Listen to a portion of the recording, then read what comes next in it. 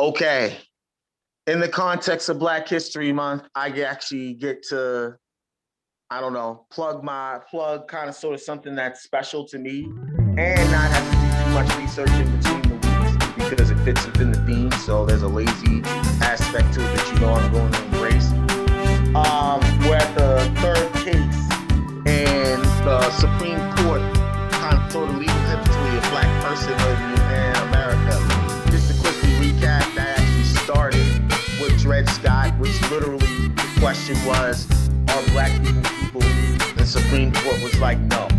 So we had to have a little civil war about that, civil war amendments, Reconstruction amendments, to basically reintroduce or introduce Black people into American society as whole citizens. Last week, we covered the civil rights cases, which basically said, no, we're not willing to accept Black people as whole citizens. As a result of the civil rights cases, which were 1883, which the civil rights cases said that racial discrimination in private matters was not unconstitutional, right? State governments across the South erected a bunch of segregation laws, known as Jim Crow laws. Conversely, it should be noted, a lot of states in the North and West enacted laws that were actually the polar opposite of this, ensuring Black people had rights. And we even saw that going back to Dred Scott, where in the dissent, the two Chief Justices talked about the 6 states at the time where Black people had voting rights before the Civil War, which a lot of people don't know. So what this meant was that what this meant, as far as the civil rights cases were concerned, was that segregation was cemented into the law, and it was going to be a state-by-state basis. And the only way you're going to really eject this or get rid of this kind of sort of insidious legislation was to challenge it. You had to go out of your way to challenge it. Which is why the case this week, Plessy versus Ferguson, is, in my opinion, actually a lot of people's opinion. We have an esteemed scholar, Luke Anderson, with us here today also, so it'll help. I'm pretty sure you probably agree with this also. Plessy probably kicked off the civil rights movement in what you would call an organized sense, right? Where you had a law passed by a state and an organization backing a private citizen knowingly violated that law to challenge its civil right legitimacy. Right, well, I think Plessy, I think you're right to say that Dred Scott is the idea that, the Supreme Court saying that, that black man has no rights, that a white man is bound to respect, right? Like, that's like a fundamental thing. And, I think the Reconstruction Amendments, 13, 14, 15, try to introduce that. I think it's funny because I think Plessy versus Ferguson, in many ways it reinforces this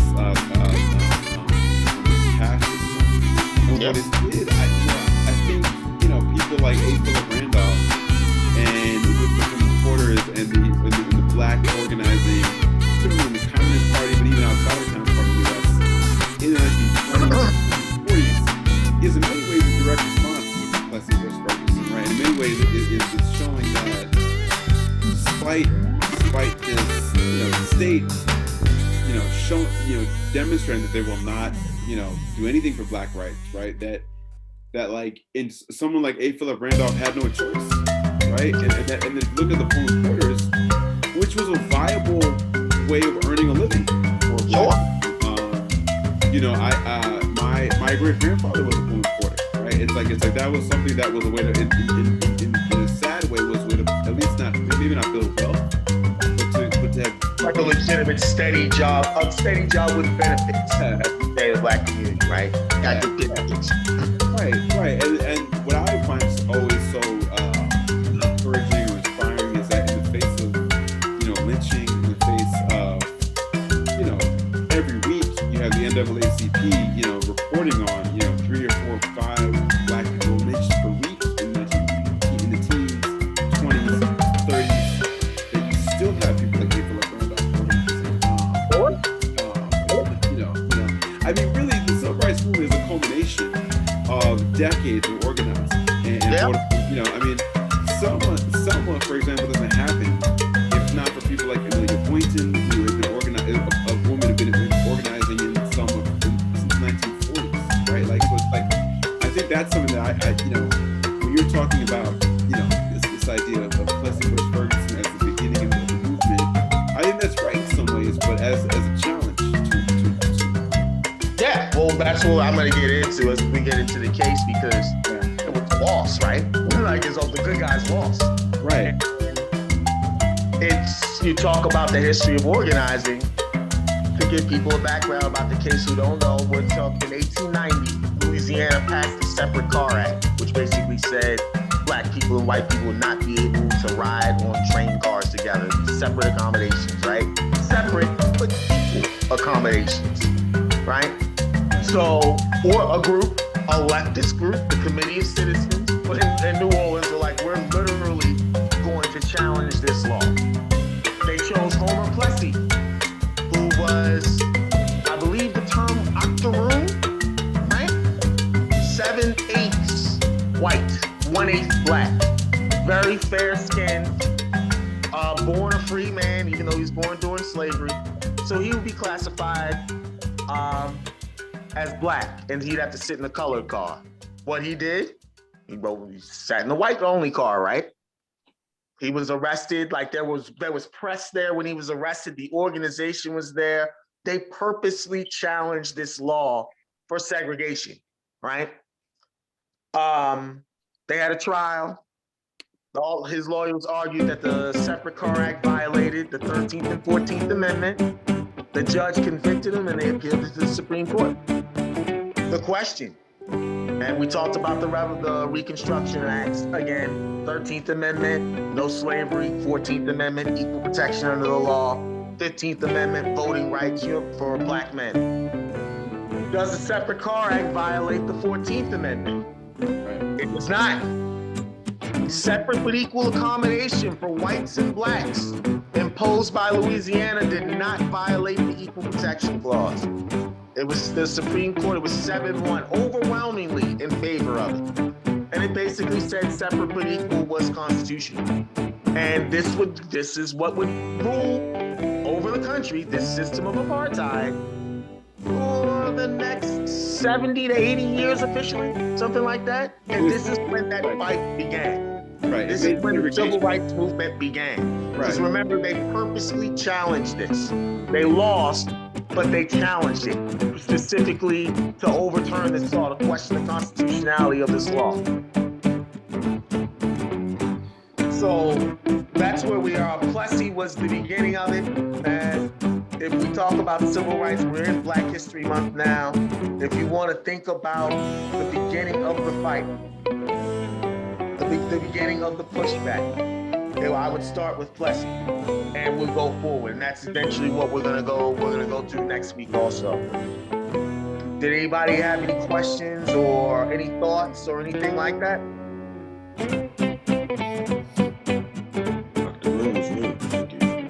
Octoroon, man. Yeah. 1/8 black. You saw Jungle Fever? Somebody said Octoroon and Jungle Fever. Her speech about the people who made fun of her and talked about her for being light skinned, and she was like Octoroon, Quadroon, blah blah blah. Yeah, Sean, I know you. I smoked that away a while ago. but you know, knows all the movie lines. That's why I'm surprised. But here's the thing. Like when I think about a term like octoroon or mulatto, it's like how race is so local, right? Yeah. Like race is such a local construction in terms of like, right? Like Brazil has a completely opposite, right? Like we have a plantation ideology of this one drop rule that if you're whatever small percentage black, you know, of black ancestry, you are black, right? In terms of like how the law treats you. Whereas in Brazil, it's the opposite, right? Is that if you have whatever ancestry is white, right? That you're not black, right? And I think it's like, and countries like Cuba, obviously the DR and Haiti and that. Yeah, that's right. Right? Yeah. Like it's so like our idea of race is so unique to our country. I really believe that. You know, it's not the same in France or England or Cuba or Brazil. It's so different. to me that feels like it almost still feels very racist. It's like It is. so it's like Oh, it's all the same thing. White is superior.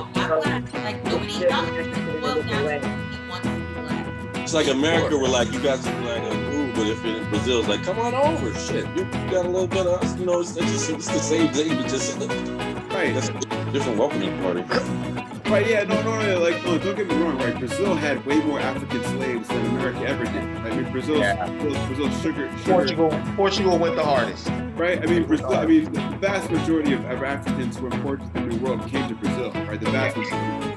And there's an awful racial caste system in Brazil that exists to this day, right? In the favelas, they're dark skinned. But I only made the point today to say that to Kwaisi's point about Plessy versus Ferguson, I feel like legally we created race in this country. And like when I teach my students about the Holocaust, right? When you look when Goebbels and Hitler in the 1930s were looking at the Nuremberg laws and how to codify They were looking at us. They were looking at us. They looked at Jim Crow. They looked at our system of codifying race and determining who was black, who wasn't black. Right? The Nazis looked to us literally. Like, I mean, this isn't some like some this is like legitimately. And by the way, part of why we didn't get into the war until the Japanese attacked us. Right? There were many, like Henry Ford, for example, raging anti-Semite. Lindbergh, right? America First, right? Right. Great book by Charles. This idea of like Charles Lindbergh, the idea that had he run for president in 1940, what exactly would have set us on, right? Great. I guess it's the Philip Dick book. What is it You called? see that there's an HBO series about the hypothetical if he did win the plot against America. The Japanese in World War II, Stalinized, Right. And well, there's two. There's a Philip K. Dick. There's the Man on the High Castle. That's the one where Japan takes the West Coast. Yeah, the Japanese take the East Coast. Yeah, the West Coast. But the Philip Roth one, The Plot Against America, is also fascinating. You can imagine that had Charles Lindbergh run for president in 1940 and FDR, maybe World War II. Like, totally made a deal with Hitler. Right? I mean, well, no, there were many industrialists in this country. Yeah. Hitler's going to win. Let's negotiate with this guy. Right? Let's work. FDR, thankfully, was never about that. But anyway, we're off topic. But I think that we can't forget that the Nazis looked to us for the the Nazis looked to our country. Yeah, we're the OGs of this shit, man. We are the OGs. We had legitimate eugenics laws where it's like, if you want to remove a population of people, this is how you do it now. And you can make it nice and legal. Right. Well, I mean, that was our scientists. That was our race science, right? That was progressivism. Let's like improve the world, right? Improve humanity by eugenics, right? I mean, that's one of my heroes took a hit with that, right? But that's where my man Du Bois takes a hit. Big time eugenicist. Not good. But yes, true. But Du Bois, here's the thing, like it's always difficult. Du Bois takes a lot of slander, right? Washington takes a lot of slander these days. I'm like, let's imagine being a black person in 1890. I mean, it's so easy in 2021 to look at Du Bois and look at Booker T. Washington. The fact is, without Booker T. Washington, you have no Marcus Garvey, by the way, right? Marcus Garvey was. I don't know. We are off topic now, but is that a good thing or a bad thing? No, look. Here's the reality: is that look, we can hate on Booker T. all we want. We can hate on, but look, if you go to Tuskegee and you see what he created, and you see the path he was forging, and that you see how he inspired people like Marcus Garvey to think, oh well, black people can go for self, right? Yeah. And you could argue, is there Malcolm X without Marcus Garvey? Malcolm X would say there wouldn't be, right? So I mean, the thing is like, you can hit on Booker T as being, the Atlanta Compromise, and he's the white man's black dude. But far be it from me to judge a man, a black man living 1890, right? And trying to make it, trying to make the best of it. I understand. This is actually that time, right? This is literally 1890, 1892. Right. I would say more than make the best of it. I would say improve many thousands of Black people's lives in ways in which was never conceived of before. Sure, but at the expense of what though? Hey, we can debate that, but no, he had white benefactors. Say that about Black politicians 10, 15, 20 years ago, and the decision. Yeah. You didn't even know. It's hard for me. Me and Luke have gone back and forth. It's hard for me to get down with Booker T. I try to teach Booker T. Look, But like, I mean, you read. I mean, The Invisible Man has some of the most beautiful passages about like this like fictional Tuskegee. yeah, And like the idea of trying to oppress the white man, right, the benefactor in the North, trying to show that we could do this in a place like this. But I'm down with it. Like I've now been there 3 or 4 times, and like when you are there and you visit and you talk to the students and you see that you look at the red brick buildings that were built by former slaves, right? I mean, like, look, we can criticize Booker T all we want, we can criticize Du Bois all we want, but man, there are many, many, many other Black people in that time period. sure. Who weren't doing anything, who were not Doing anything, yeah. right? So, it's I think this is a perfect way to end it, because we're going to talk about some of what you've been doing in the next segment. So let me stop this now.